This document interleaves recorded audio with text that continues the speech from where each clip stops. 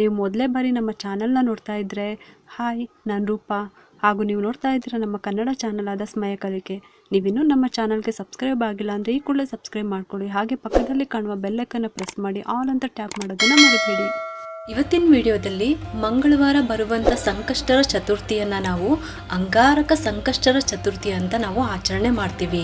ನಾಳೆ ಜನವರಿ 6ನೇ ತಾರೀಕು ಅಂಗಾರಕ ಸಂಕಷ್ಟರ ವ್ರತ ಇದೆ. ವರ್ಷದ ಮೊದಲ ಸಂಕಷ್ಟರ ಚತುರ್ಥಿ ವ್ರತವನ್ನು ಆಚರಣೆ ಮಾಡ್ತಾ ಇದ್ದೀವಿ. ಯಾರೆಲ್ಲ ಮೊದಲನೇ ಸಲ ಸಂಕಷ್ಟರ ವ್ರತವನ್ನು ಪ್ರಾರಂಭ ಮಾಡ್ತಾ ಇದ್ದೀರೋ ಅಂಥವರು ಅಂಗಾರಕ ಬಂದಾಗ ಹಿಡ್ಕೋಬೇಕು ಅಂತ ಹೇಳ್ತಾರೆ. ಅದಕ್ಕೋಸ್ಕರ ಮೊದಲನೇ ಸಲ ಶುರು ಮಾಡೋರು ನಾಳೆಯಿಂದ ನೀವು ಸಂಕಷ್ಟರ ಚತುರ್ಥಿ ವ್ರತವನ್ನು ಶುರು ಮಾಡ್ಬೋದು. ಸಂಕಷ್ಟರ ವ್ರತ, ಸಂಕಷ್ಟರ ಚತುರ್ಥಿ ಅಂತಲೂ ಕೂಡ ಕರಿತೀವಿ. ಈ ದಿವಸ ಗಣಪತಿಯ ಆರಾಧನೆ ಮಾಡೋದ್ರಿಂದ ಎಲ್ಲ ವಿಘ್ನಗಳು ದೂರ ಆಗುತ್ತೆ, ಇಷ್ಟಾರ್ಥಗಳು ಸಿದ್ಧಿ ಆಗುತ್ತೆ. ಮತ್ತು ತುಂಬ ಕಿರಿಕಿರಿ ಇದೆ, ಯಾವ ಕೆಲಸನೂ ಆಗ್ತಾ ಇಲ್ಲ ಅಂತ ಅಂದರೆ ಸಂಕಷ್ಟರ ಚತುರ್ಥಿ ವ್ರತವನ್ನು ಮಾಡೋದ್ರಿಂದ ನಿರ್ವಿಘ್ನವಾಗಿ ಎಲ್ಲ ಕೆಲಸಗಳು ನೆರವೇರುತ್ತೆ. ಮಕ್ಕಳ ವಿದ್ಯಾಭ್ಯಾಸಕ್ಕಾಗಿ ಸಹ ತಂದೆ ತಾಯಿ ಕೂಡ ಈ ವ್ರತವನ್ನು ಮಾಡ್ಬೋದು. ಹಂಗಾಗಿ ಇವತ್ತು ಅಂಗಾರಕ ಸಂಕಷ್ಟರ ಚತುರ್ಥಿ ಯಾವ ಒಂದು ಮುಹೂರ್ತದಲ್ಲಿ ಪೂಜೆ ಮಾಡಬೇಕು, ಹೇಗೆ ಮಾಡಬೇಕು ಎಲ್ಲ ಮಾಹಿತಿನ ತಿಳಿಸ್ತಾ ಇದ್ದೀನಿ. 2026ರ ಮೊದಲ ಸಂಕಷ್ಟರ ಚತುರ್ಥಿ ಆಚರಣೆಯನ್ನು ನಾವು ಮಾಡ್ತಾ ಇದ್ದೀವಿ. ಅದರಲ್ಲೂ ಸರ್ವಶ್ರೇಷ್ಠವಾದ ಅಂಗಾರಕ ಸಂಕಷ್ಟರ ಚತುರ್ಥಿ ವ್ರತ. ಯಾರಾದರೂ ಸಂಕಷ್ಟರ ಚತುರ್ಥಿ ವ್ರತವನ್ನು ಶುರು ಮಾಡಬೇಕು ಅಂತ ಅಂದ್ಕೊಂಡಿರೋರು ಈ ದಿನದಿಂದ ಶುರು ಮಾಡ್ಕೋಬೋದು. ಯಾಕಂದರೆ ಮೊದಲನೇ ಸಲ ಶುರು ಮಾಡಬೇಕು ಅಂತ ಅಂದ್ಕೊಂಡಿರೋರು ಈ ರೀತಿ ಮಂಗಳವಾರ ಸಂಕಷ್ಟರ ಚತುರ್ಥಿ ಯಾವಾಗ ಬಂದಿರುತ್ತೋ ಆಗ ಪ್ರಾರಂಭ ಮಾಡ್ಕೋಬೋದು. ಅದರಲ್ಲೂ ಶ್ರಾವಣ ಮಾಸದಲ್ಲಿ ಮಂಗಳವಾರ ಸಂಕಷ್ಟರ ಚತುರ್ಥಿ ಬಂದಾಗಂತೂ ತುಂಬ ಅಂದರೆ ತುಂಬ ಶ್ರೇಷ್ಠವಾದದ್ದು. ಕೆಲವು ಸಲ ಬರುತ್ತೆ, ಕೆಲವು ಸಲ ಬರೋದಿಲ್ಲ. ಹಾಗಾಗಿ ಯಾವಾಗೆಲ್ಲ ಮಂಗಳವಾರ ದಿವಸ ಸಂಕಷ್ಟರ ಚತುರ್ಥಿ ಬರುತ್ತೋ ಆ ದಿನದಿಂದ ಮೊದಲನೇ ಸಲ ವ್ರತ ಮಾಡೋರು ಶುರು ಮಾಡಬೇಕು ಅಂತ ಅಂದ್ಕೊಂಡಿರೋರು ಮಾಡ್ಬೋದು. ಅದಕ್ಕೋಸ್ಕರ ಯಾರಾದರೂ ಇವಾಗ ಮಾಡಬೇಕು ಅಂತ ಅಂದ್ಕೊಂಡಿದ್ರೆ ನಾಳೆಯಿಂದ ನೀವು ಶುರು ಮಾಡ್ಕೋಬೋದು. ಇದೇ ಜನವರಿ 2026 6ನೇ ತಾರೀಕು ಮಂಗಳವಾರ ಅಂಗಾರಕ ಸಂಕಷ್ಟರ ಚತುರ್ಥಿ ತುಂಬಾ ಶ್ರೇಷ್ಠವಾದದ್ದು. ನಾವು ಈ ಒಂದು ಸಂಕಷ್ಟರ ಚತುರ್ಥಿ ದಿನ ಉಪವಾಸ ಇದ್ದು ಕಟ್ಟುನಿಟ್ಟಾಗಿ ಈ ಒಂದು ಗಣೇಶನ ವ್ರತವನ್ನು ಮಾಡಿದ್ರೆ ಸಾಕು, ವರ್ಷದಲ್ಲಿ ಬರುವಂಥ 12 ಸಂಕಷ್ಟರ ಚತುರ್ಥಿಯನ್ನು ಆಚರಣೆ ಮಾಡಿದಂತಹ ಫಲ ನಮಗೆ ಸಿಗುತ್ತೆ. ಇವಾಗ ಚತುರ್ಥಿ ತಿಥಿ ಯಾವಾಗ ಪ್ರಾರಂಭ ಆಗುತ್ತೆ, ಯಾವಾಗ ಮುಕ್ತಾಯ ಆಗುತ್ತೆ ಅಂತ ತಿಳ್ಕೊಳ್ಳೋಣ. ಹಾಗೆ ಉಪವಾಸ ಹೇಗಿರಬೇಕು, ಚಂದ್ರೋದಯದ ಸಮಯ ಯಾವಾಗ, ಇದೆಲ್ಲನೂ ಕೂಡ ಇವಾಗ ತಿಳ್ಕೊಳ್ಳೋಣ. ಅಂಗಾರಕ ಸಂಕಷ್ಟರ ಚತುರ್ಥಿ ಯಾವಾಗಲೂ ಬರೋದಿಲ್ಲ ನಮಗೆ. ವರ್ಷದಲ್ಲಿ ಒಂದೇ ಒಂದು ಸಲ ಅಥವಾ 2 ಸಲ ಅಷ್ಟೇ ಬರೋದು. ಹಂಗಾಗಿ ನಾಳೆ ದಿವಸ ವಿಶೇಷವಾಗಿ 2026 ಜನವರಿ ತಿಂಗಳಲ್ಲಿ ಮೊದಲನೇದಾಗಿ ಆಚರಣೆ ಮಾಡುವಂಥ ಅಂಗಾರಕ ಸಂಕಷ್ಟರ ಚತುರ್ಥಿಯ ವ್ರತ ನಾಳೆ ದಿವಸ ಎಲ್ಲರೂ ಕೂಡ ಆಚರಣೆ ಮಾಡಲೇಬೇಕು, ನಿಮ್ಮ ವಿಘ್ನಗಳ ನಿವಾರಣೆಗಾಗಿ ಅಂತ ಹೇಳ್ತಾ ಇವಾಗ ಸಂಕಷ್ಟರ ಚತುರ್ಥಿ ವ್ರತದ ಬಗ್ಗೆ ತಿಳ್ಕೊಳ್ಳೋಣ. ಈ ವ್ರತವನ್ನು ಪ್ರತಿ ತಿಂಗಳಲ್ಲಿ ನಾವು ಕೃಷ್ಣ ಪಕ್ಷದ ಚೌತಿಯ ದಿನ ಆಚರಣೆ ಮಾಡ್ತೀವಿ. ಇದೇ ಜನವರಿ 6ನೇ ತಾರೀಕು ಮಂಗಳವಾರ ಬೆಳಗ್ಗೆ 8 ಗಂಟೆಗೆ ಚೌತಿಯ ತಿಥಿ ಪ್ರಾರಂಭ ಆಗುತ್ತೆ.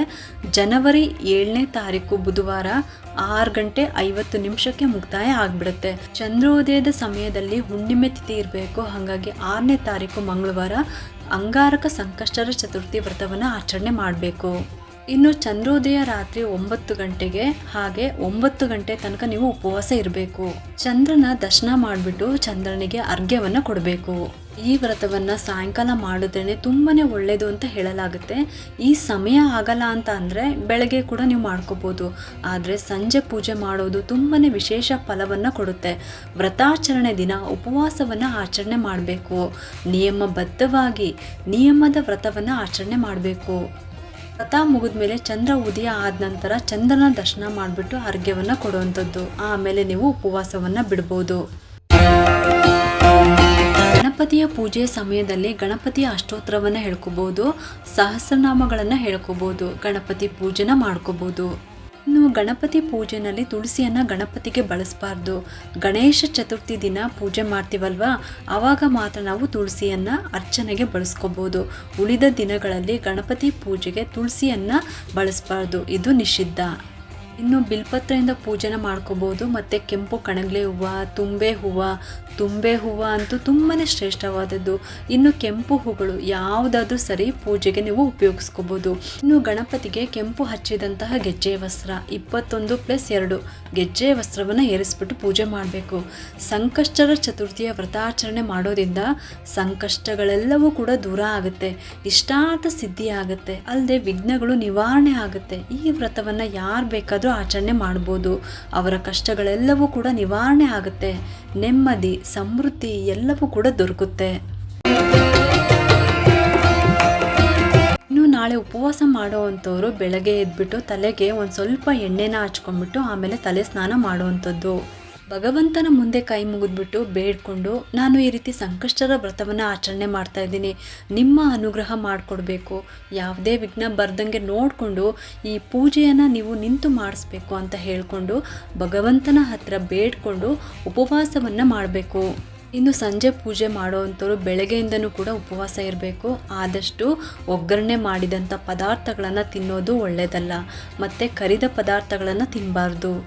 ಇನ್ನು ಉಪವಾಸ ಇರೋವಂಥವ್ರು ಆದಷ್ಟು ನೀರಾಹಾರಿಯಾಗಿದ್ದರೆ ಒಳ್ಳೆಯದು. ಸಾಧ್ಯವಾದವರು ನೀವು ನೀರಾಹಾರಿಯಾಗಿ ಉಪವಾಸವನ್ನು ಮಾಡ್ಬೋದು.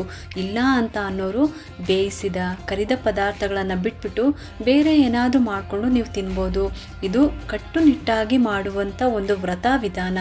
ನಿಮ್ಮ ಆರೋಗ್ಯ ಸ್ಥಿತಿನ ಗಮನಿಸ್ಕೊಂಡು ನೀವು ಮಾಡ್ಕೋಬೋದು. ಕೆಲವ್ರಿಗೆ ಹಾಲು ಕುಡಿಯೋ ಅಭ್ಯಾಸ ಕೂಡ ಇರೋದಿಲ್ಲ, ಅಂಥವರು ಟೀ ಕುಡಿಬೋದಾ ಅಂತ ಅಂದರೆ ಖಂಡಿತವಾಗ್ಲೂ ಕುಡಿಬೋದು. ಇನ್ನು ಹಣ್ಣುಗಳನ್ನ ತಿನ್ಬೋದು, ಮತ್ತು ಹಣ್ಣಿನ ಜ್ಯೂಸು ಈ ಥರ ಎಲ್ಲ ತೊಗೋಬೋದು. ಆದಷ್ಟು ಲಿಕ್ವಿಡ್ ಐಟಮ್ಸ್ನ ತೊಗೊಳ್ಳೋದನ್ನು ಸ್ವಲ್ಪ ಕಡಿಮೆ ಮಾಡಿ, ಯಾಕಂದರೆ ಪದೇ ಪದೇ ವಾಶ್ರೂಮ್ಗೆ ಹೋಗೋದು ಬರೋದು ಇಂಥದ್ದೆಲ್ಲ ಇರುತ್ತೆ. ಹಾಗಾಗಿ ಆದಷ್ಟು ಕಡಿಮೆ ಮಾಡಿ. ಸ್ವಲ್ಪ ಹಣ್ಣುಗಳನ್ನು ಬೇಕಾದರೂ ತಿನ್ಕೋಬೋದು, ಇಲ್ಲ ಫ್ರೂಟ್ ಸಲಾಡ್ ಥರ ಮಾಡಿಕೊಂಡು ತಿನ್ಕೋಬೋದು. ಇನ್ನು ಈರುಳ್ಳಿ ಬೆಳ್ಳುಳ್ಳಿ ತಿನ್ನಬಾರ್ದು, ಮತ್ತು ಅನ್ನವನ್ನು ತಿನ್ನಬಾರ್ದು. ಕೆಲವರು ನಮಗಿದು ಯಾವುದು ಸೆಟ್ ಆಗೋದಿಲ್ಲ ಅಂತ ಅನ್ನೋರು ಚಪಾತಿ ಈರುಳ್ಳಿ ಹಾಕ್ತೇನೆ ಉಪ್ಪಿಟ್ಟು ಮಾಡ್ಕೊಂಡು ತಿನ್ನೋವಂಥದ್ದು, ಸಬ್ಬಕ್ಕಿಯಿಂದ ಮಾಡಿದಂಥ ಪದಾರ್ಥ ಮತ್ತು ಕಿಚಡಿ ಈ ರೀತಿ ನೀವು ಅಂದರೆ ರೊಟ್ಟಿ ಈ ಥರದ್ದೆಲ್ಲ ಮಾಡಿಕೊಂಡು ತಿನ್ಬೋದು. ಆದರೆ ಯಾವುದೇ ಕಾರಣಕ್ಕೂ ಈರುಳ್ಳಿ ಬೆಳ್ಳುಳ್ಳಿ ಮತ್ತು ಅನ್ನ ಮಾತ್ರ ತಿನ್ನಬಾರ್ದು. ಇದನ್ನು ನೆನ್ಪಿಟ್ಕೊಳ್ಳಿ. ರಾತ್ರಿ ನೀವು ಉಪವಾಸ ಬಿಡುವಾಗಲೂ ಕೂಡ ಅಷ್ಟೇ, ಚಂದ್ರನನ್ನು ನೋಡಿದ ಮೇಲೆ ನೀವು ಉಪವಾಸವನ್ನು ಬಿಡಬೇಕು. ಮೋಡಗಳಿತ್ತು, ಚಂದ್ರ ಕಾಣಿಸ್ಲಿಲ್ಲ ಅಂತ ಅಂದರೆ ನೀವು ಫೋಟೋದಲ್ಲಾದರೂ ನೀವು ನೋಡ್ಕೊಂಡ್ಬಿಟ್ಟು ಚಂದ್ರನನ್ನು ನೋಡಿಬಿಟ್ಟು, ಅಥವಾ 9 ಗಂಟೆ ನಂತರ ಆಗ ಚಂದ್ರೋದಯ ಆಗಿರುತ್ತೆ.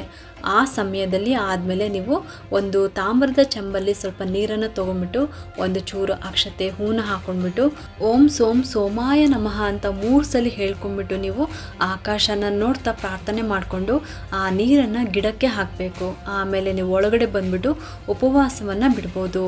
ಈ ಥರ ಉಪವಾಸ ಮಾಡಿದ ದಿನ ಆದಷ್ಟು ನೀವು ಬಾಳೆ ಎಲೆ, ಮುತುಕದ ಎಲೆ, ಅಡಿಕೆ ಎಲೆ ಅಥವಾ ಊಟದ ಎಲೆನಲ್ಲಿ ನೀವು ಊಟ ಮಾಡಿದ್ರೆ ತುಂಬಾ ಶ್ರೇಷ್ಠವಾದದ್ದು. ಆ ಸಮಯದಲ್ಲೂ ಕೂಡ ಅಷ್ಟೇ, ನೀವು ನೈವೇದ್ಯಕ್ಕೆ ಏನಾದರೂ ಸಿಹಿ ಅಥವಾ ಖಾರದ ಪದಾರ್ಥಗಳನ್ನು ಮಾಡಿದರೆ, ಗೊಜ್ಜ ಅವಲಕ್ಕಿ, ಕಡಲೆಕಾಳು ಉಸಳಿ ಈ ಥರದ್ದು ಏನಾದರೂ ಮಾಡಿದರೆ ಅದನ್ನು ತಿನ್ಬೋದು. ಅಥವಾ ಸಿಹಿ ಪದಾರ್ಥ ಏನಾದರೂ ಮಾಡಿದರೆ ಅದನ್ನು ಕೂಡ ತಿಂದ್ಬಿಟ್ಟು ಉಪವಾಸವನ್ನು ಬಿಡಬೇಕು. ಇಲ್ಲ ಅಂತ ಅಂದರೆ ನಾನು ಆಗಲೇ ಹೇಳ್ದಂಗೆ ರೊಟ್ಟಿ, ಚಪಾತಿ, ಈರುಳ್ಳಿ ಹಾಕದೆ ಮಾಡಿರುವಂಥ ಉಪ್ಪಿಟ್ಟು ಮತ್ತು ಕಿಚಡಿ ಈ ಥರದ್ದನ್ನು ಏನಾದರೂ ಮಾಡಿಕೊಂಡು ತಿನ್ಬೋದು. ಉಪವಾಸ ವ್ರತ ಮಾಡುವಾಗ ಊಟ ಮಾಡೋದು ಕೂಡ ಒಂದು ಕ್ರಮ ಇರುತ್ತೆ. ಕೆಲವರು ಕೆಳಗಡೆ ಕೂತ್ಕೊಂಡು ಊಟ ಮಾಡ್ಬೋದು, ಅಂದರೆ ನೆಲದ ಮೇಲೆ, ಡೈನಿಂಗ್ ಟೇಬಲ್ ಮೇಲೆ, ಚೇರ್ ಮೇಲೆ ಕೂತ್ಕೊಂಡು ಊಟ ಮಾಡ್ಬೋದು. ಆದರೆ ಎಲೆ ಮೇಲೆ ಊಟ ಮಾಡೋದು ಒಳ್ಳೆಯದು. ಮೊದಲು ನೀವು ಊಟಕ್ಕೆ ಕೂತ್ಕೊಂಡಾಗ ಎಲೆನ ಚೆನ್ನಾಗಿ ತೊಳೆದ್ಬಿಟ್ಟು ಕೂತ್ಕೊಳ್ಳಿ. ಆನಂತರ ಊಟ ಬಡಿಸ್ಕೊಳ್ಳಿ. ನಿಮಗೆ ಅಂತ ಏನು ಮಾಡಿಟ್ಕೊಂಡಿರ್ತೀರೋ ಅದನ್ನು ಬಡಿಸ್ಕೊಳ್ಳಿ. ಅದನ್ನು ಮೊದಲು ಬಡಿಸ್ಕೋಬೇಕು. ಆಮೇಲೆ ಕುಡಿಯೋದಕ್ಕೆ ನೀರನ್ನು ಇಟ್ಕೋಬೇಕು. ಆ ನೀರನ್ನು ನಿಮ್ಮ ಕೈ ಮೇಲೆ ಹಾಕ್ಕೊಂಡು ಎಲೆ ಸುತ್ತ 3 ಸಲ ಆ ನೀರನ್ನು ಹಾಕೋಬೇಕು. ಆನಂತರ ಒಂದು ತುತ್ತನ್ನು ಮೊದಲು ತೊಗೊಂಡ್ಬಿಟ್ಟು ದೇವರನ್ನು ಸ್ಮರಣೆ ಮಾಡಿಕೊಂಡು ಗಣಪತಿ ಮತ್ತು ಅನ್ನಪೂರ್ಣೇಶ್ವರಿನ ನೆನೆಸ್ಕೊಂಡು ಇಲ್ಲಿಗೆ ಉಪವಾಸ ವ್ರತವನ್ನು ನಾನು ಬಿಡ್ತಾ ಇದ್ದೀನಿ ಅಂತ ಹೇಳಿಕೊಂಡು ಆ ತುತ್ತನ್ನು ಒಂದು ಸೈಡ್ನಲ್ಲಿ ಎತ್ತಿಟ್ಕೋಬೇಕು. ಆಮೇಲೆ ಊಟನ ಪ್ರಾರಂಭ ಮಾಡಬೇಕು. ಈ ಥರ ಮಾಡಿ ತುಂಬಾ ಒಳ್ಳೆಯದು. ಕೆಲವ್ರಿಗೆ ಎಲೆಗಳು ನಮಗೆ ಸಿಗೋದಿಲ್ಲ ಅಂತ ಹೇಳ್ತಾರೆ, ಅಂಥವರು ಏನೂ ಮಾಡೋದಕ್ಕಾಗೋದಿಲ್ಲ, ತಟ್ಟೆನಲ್ಲೇ ತಿನ್ಬೋದು. ಆದರೆ ಉಪವಾಸವನ್ನು ಕಟ್ಟುನಿಟ್ಟಾಗಿ ಆಚರಣೆ ಮಾಡಿ. ವರ್ಷಕ್ಕೆ ಒಂದೇ ಸಲ ನಮಗೆ ವಿಶೇಷವಾಗಿ ಸಿಕ್ಕಿರುವಂಥದ್ದನ್ನು ಆಚರಣೆ ಮಾಡಲೇಬೇಕು.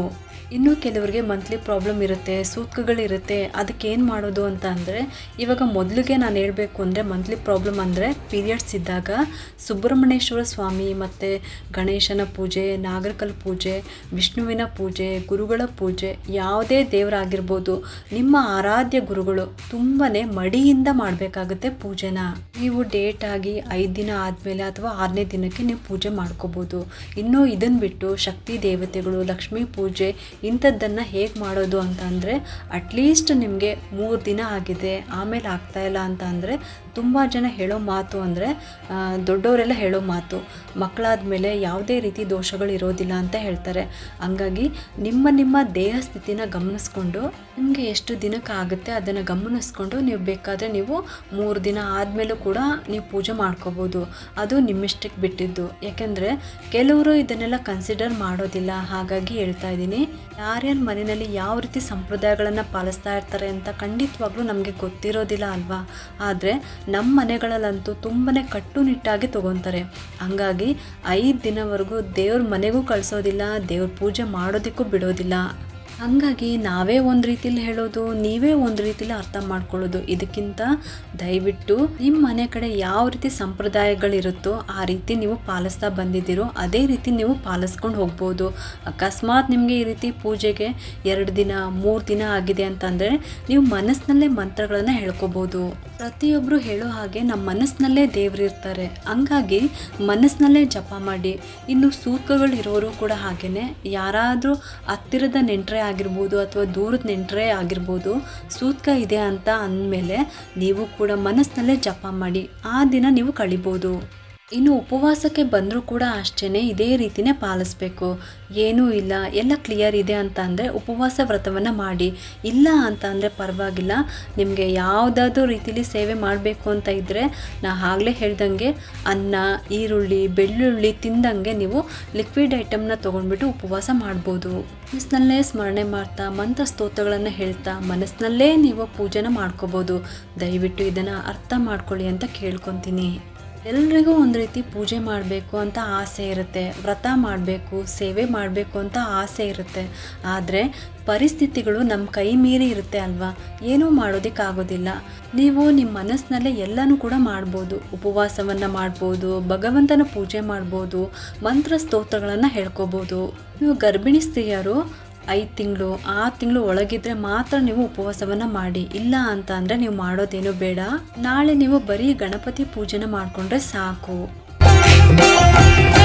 ಇನ್ನು ಗಣಪತಿಯ ಪೂಜೆ ವಿಧಾನದ ಬಗ್ಗೆ ಹೇಳಬೇಕು ಅಂದರೆ, ನಿಮ್ಮ ಮನೆಯಲ್ಲಿ ಗಣಪತಿ ವಿಗ್ರಹ ಇದ್ದರೆ ವಿಗ್ರಹ ಇಟ್ಕೊಂಡು ಅದನ್ನು ತೊಳೆದ್ಬಿಟ್ಟು ಪಂಚಾಮೃತ ಅಭಿಷೇಕ ಅಥವಾ ಹಾಲಿನ ಅಭಿಷೇಕವನ್ನು ನೀವು ಮಾಡ್ಕೋಬೋದು. ಆಮೇಲೆ ಗಂಧ ಹಚ್ಬಿಟ್ಟು ಗೆಜ್ಜೆ ವಸ್ತ್ರವನ್ನು, ಹೂವನ್ನು ಏರಿಸ್ಬೇಕು, ಪೂಜೆನ ಮಾಡ್ಕೋಬೋದು. ಮತ್ತು ಫೋಟೋ ಇದೆ ಅಂತ ಅಂದರೆ ಫೋಟೋಗೆ ಪೂಜೆ ಮಾಡ್ಕೋಬೋದು.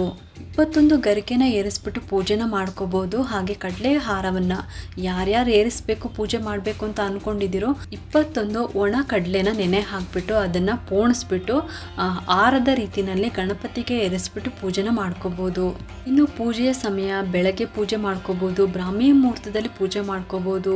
ಏಕೆಂದರೆ ಧನುರ್ಮಾಸದ ಪೂಜೆಗಳನ್ನು ಮಾಡ್ತಾ ಇರೋರು, ಮಾಘ ಸ್ನಾನವನ್ನು ಮಾಡ್ತಾ ಇರೋರು ಈ ರೀತಿ ನೀವು ಅನುಕೂಲ ಆಗುತ್ತೆ ಅಂತ ಅಂದರೆ ಬೆಳಗ್ಗೆ ಪೂಜೆ ಮಾಡ್ಕೋಬೋದು. ಬೆಳಗ್ಗೆ 5 ಗಂಟೆ 5 ನಿಮಿಷದಿಂದ 5 ಗಂಟೆ 56 ನಿಮಿಷದ ತನಕ ನೀವು ಬ್ರಾಹ್ಮಿ ಮುಹೂರ್ತದಲ್ಲಿ ನೀವು ಪೂಜೆನ ಮಾಡ್ಕೋಬೋದು. ಇನ್ನು ವಿಶೇಷವಾಗಿ ಸರ್ವಾರ್ಥ ಸಿದ್ಧಿಯೋಗ ಇದೆ. ನಾಳೆ ದಿವಸ 6 ಗಂಟೆ 46 ನಿಮಿಷದಿಂದ 12 ಗಂಟೆ 17 ನಿಮಿಷ ತನಕ ಇದೆ. ಸಂಕಲ್ಪ ಮಾಡ್ಕೊಳ್ಳಿ. ಸಂಕಲ್ಪ ಮಂತ್ರವನ್ನು ಹೇಳ್ಕೊಂಡು ನಿಮ್ಮ ಮನಸ್ಸಿನ ಬೇಡಿಕೆ ಏನಿದೆ ಅದನ್ನು ಹೇಳ್ಕೊಂಡು ಆ ಹೂ ಅಕ್ಷತೆಯನ್ನು ನೀವು ಗಣೇಶನ ಮುಂದೆ ಹಾಕಬೇಕು. ಆನಂತರ ಮಹಾಗಣಪತಿ ಪ್ರಾರ್ಥನೆ ಮಾಡಿಕೊಂಡು ಗಣಪತಿ ಸ್ತೋತ್ರಗಳನ್ನು ಹೇಳ್ಕೊಳ್ತಾ ಪೂಜೆನ ಮಾಡ್ಕೊಳ್ಳಿ. ಆಮೇಲೆ ಗಣಪತಿ ಅಷ್ಟೋತ್ತರವನ್ನು ಹೇಳಬೇಕು. ನೀವು ಹೂವಿನಿಂದ ಅರ್ಚನೆ ಮಾಡ್ಬೋದು, ಧೂಪ ದೀಪ ನೈವೇದ್ಯವನ್ನು ತೋರಿಸ್ಬೋದು, ಹಣ್ಣು ಕಾಯಿ ನೈವೇದ್ಯ ಮಾಡ್ಬೋದು. ಸಂಜೆ ಪೂಜೆ ಮಾಡೋ ಅಂಥವ್ರು ನೈವೇದ್ಯಕ್ಕೆ ಅಡುಗೆ ಮಾಡಿಬಿಟ್ಟು ಗಣಪತಿಗೆ ಅಡುಗೆ ನೈವೇದ್ಯವನ್ನು ಸಹ ಮಾಡ್ಬೋದು. ನೀವು ಚಂದ್ರನ ದರ್ಶನ ಅಂದರೆ ಚಂದ್ರ ಉದಯ ಆದಮೇಲೆ ಊಟವನ್ನು ಮಾಡ್ಕೋಬೋದು. ಇನ್ನು ಚಂದ್ರನಿಗೆ ಅರ್ಘ್ಯವನ್ನು ಯಾವ ರೀತಿ ಕೊಡಬೇಕು ಅಂತ ನಾನು ಆಲ್ರೆಡಿ ಹೇಳಿದ್ದೀನಿ. ಚಂದ್ರೋದಯ ಆದಮೇಲೆ ಅರ್ಘ್ಯವನ್ನು ಕೊಡಬೇಕು, ಪೂಜೆನ ಸಂಪೂರ್ಣ ಮಾಡಬೇಕು. ಆಮೇಲೆ ಫಲಹಾರ ತಗೋಬೇಕು. ಇನ್ನೂ ನಿಮಗೆ ಗಣಪತಿ ಪೂಜೆ ಆದಮೇಲೆ ಮತ್ತು ಚಂದ್ರೋದಯ ಆಗೋಕ್ಕಿಂತ ಮುಂಚೆ ಇನ್ನೂ ಸಮಯ ಇದೆ ಅಂತ ಅಂದಾಗ ನೀವು ಬೇಕಿದ್ರೆ ದೇವಸ್ಥಾನಕ್ಕೆ ಹೋಗ್ಬಿಟ್ಟು ಬರ್ಬೋದು. ಇನ್ನು ಅಂಗಾರಕ ಸಂಕಷ್ಟರ ಚತುರ್ಥಿ ದಿನ ಈ ಒಂದು ಮಂತ್ರವನ್ನು ಹೇಳ್ಕೊಳ್ಳೋದ್ರಿಂದ ನಿಮಗೆ ಶೀಘ್ರ ಫಲ ದೊರಕುತ್ತೆ. ಈ ಒಂದು ಮಂತ್ರವನ್ನು 48 ಸಾಲಿ ಹೇಳ್ಕೋಬೇಕು. ಅದೇನಪ್ಪ ಅಂತ ಅಂದರೆ ಓಂ ಗಂ ಗಣಪತಿಯೇ ನಮಃ ಅಂತ ಹೇಳ್ಕೋಬೇಕು. ಓಂ ಗಂ ಗಣಪತಿಯೇ ನಮಃ ಅಂತ ಹೇಳಿ 48 ಸಾಲಿ ಹೇಳ್ಕೋಬೇಕು. ಇನ್ನು ಸ್ತ್ರೀಯರಾದರೆ ಶ್ರೀ ಗಂ ಗಣಪತಿಯೇ ನಮಃ ಅಂತ ಹೇಳ್ಕೋಬೇಕು. ಅವರು ಕೂಡ ಅಷ್ಟೇ 48 ಸಾಲಿ ಹೇಳ್ಕೋಬೇಕು. ನಿಮ್ಮ ಇಷ್ಟಾರ್ಥಗಳು ಸಿದ್ಧಿ ಆಗೋ ರೀತಿಯಲ್ಲಿ ಶೀಘ್ರ ಫಲವನ್ನು ಕೊಡುತ್ತೆ ಇದು. ಈ ರೀತಿ ವ್ರತ, ಅದರಲ್ಲೂ ಅಂಗಾರಕ ಸಂಕಷ್ಟರ ಗಣಪತಿ ವ್ರತ, ಎಷ್ಟು ದಿವಸ ವ್ರತನ ಮಾಡ್ತಾ ಇರೋರು ವಿಶೇಷವಾಗಿ ನಾಳೆ ದಿವಸ ಪೂಜೆ ಮಾಡಿ ಹೊಸದಾಗಿ ವ್ರತವನ್ನು ಪ್ರಾರಂಭ ಮಾಡೋ ಅಂಥವ್ರು ನಾಳೆ ದಿವಸ ಪ್ರಾರಂಭ ಮಾಡ್ಕೋಬೋದು. ಇದಿಷ್ಟು ಕೂಡ ವರ್ಷದ ಮೊದಲನೆಯ ಸಂಕಷ್ಟರ ಚತುರ್ಥಿಯ ವ್ರತದ ಪೂಜೆಯ ವಿಧಾನದ ಬಗ್ಗೆ ತಿಳಿಸಿದ್ದೀನಿ. ದಯವಿಟ್ಟು ಎಲ್ಲರೂ ಕೂಡ ನಾಳೆ ಉಪವಾಸವನ್ನು ಮಾಡಿಬಿಟ್ಟು ಗಣಪತಿ ವ್ರತವನ್ನು ಆಚರಣೆ ಮಾಡಿ. ಈ ಒಂದು ಉಪಯುಕ್ತ ಮಾಹಿತಿ ಇಷ್ಟ ಆಗಿದೆ ಅಂತ ನಾನು ಭಾವಿಸ್ತಾ ಈ ವಿಡಿಯೋನ ಮುಗಿಸ್ತಾ ಇದ್ದೀನಿ. ಈ ವಿಡಿಯೋ ನಿಮ್ಗೆ ಲೈಕ್ ಆದರೆ ಒಂದು ಲೈಕ್ ಮಾಡಿ, ಶೇರ್ ಮಾಡಿ ಮತ್ತು ಸಬ್ಸ್ಕ್ರೈಬ್ ಮಾಡಲು ಮರಿಬೇಡಿ. ಯಾಕಂದರೆ ನೀವು ಮಾಡೋ ಒಂದು ಸಬ್ಸ್ಕ್ರೈಬಿಂದ ನಮ್ಮಂತಹ ಸಣ್ಣ ಸಣ್ಣ ಚಾನಲ್ಸ್ಗೆ ಒಂದು ಸಪೋರ್ಟ್ ಮಾಡಿದಂಗೆ ಆಗುತ್ತೆ. ಮತ್ತೆ ಸಿಗ್ತೀನಿ ಮುಂದಿನ ಹೊಸ ವಿಡಿಯೋದೊಂದಿಗೆ ಅಂತ ಹೇಳ್ತಾ ಈ ವಿಡಿಯೋನ ಮುಗಿಸ್ತಾ ಇದ್ದೀನಿ. ಸರ್ವೇ ಜನ ಸುಖಿನೋ ಭವಂತು.